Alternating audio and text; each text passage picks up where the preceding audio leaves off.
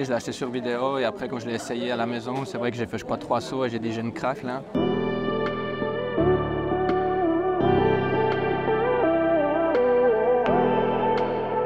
Steve Garda, mille bravo d'abord avec cette jument fantastique qu'on a découvert à Saint-Lô pour la première victoire il y a quelques mois. Et puis l'histoire est belle parce qu'en sortant du Grand Prix de Saint-Lô, le propriétaire qui était, si je me mémoire bonne, le même propriétaire qu'à l'Amo, qui vous avait déjà enlevé à l'Amo, voulait autour du camion vous enlever cette jument, c'est bien ça? Oui, donc c'est vrai, c'est exactement ça. Tous les papiers étaient déjà faits, tous les tests de sang. Et en rentrant, on devait s'arrêter à Paris, à Fontainebleau, pour la laisser chez Equiservice. Le vol était réservé pour le mardi. Et puis mon beau-père a été très généreux, il m'a appelé, il m'a dit Steve, je veux pas que cette jument te quitte, est-ce qu'on peut faire quelque chose?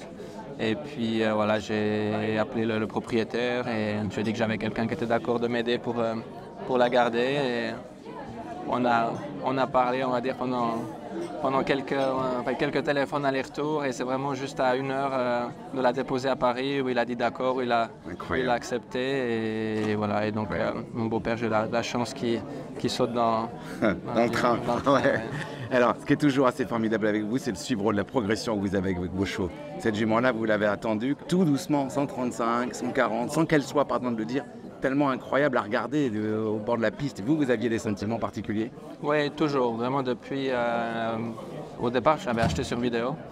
Elle était en Hollande, elle ne faisait pas grand-chose, elle sautait que du 1m20, 1m25.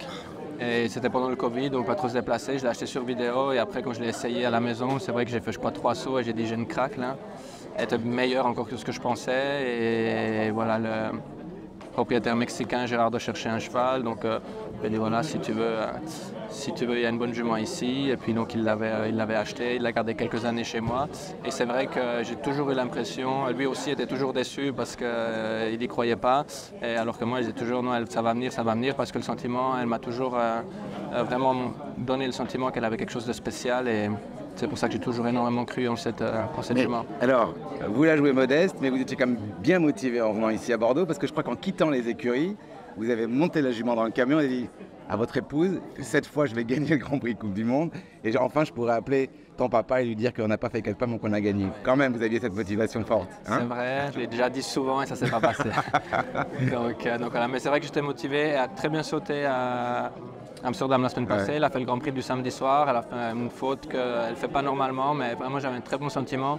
Et c'est vrai que j'adore ce concours ici et je savais que la piste était plutôt bien pour elle. Donc c'est vrai que j'étais très motivé et pour le barrage je savais aussi qu'elle a toutes les qualités pour jouer le jeu. Donc c'est toujours plus simple avec des bons chevaux. Vous n'irez évidemment pas à Göteborg?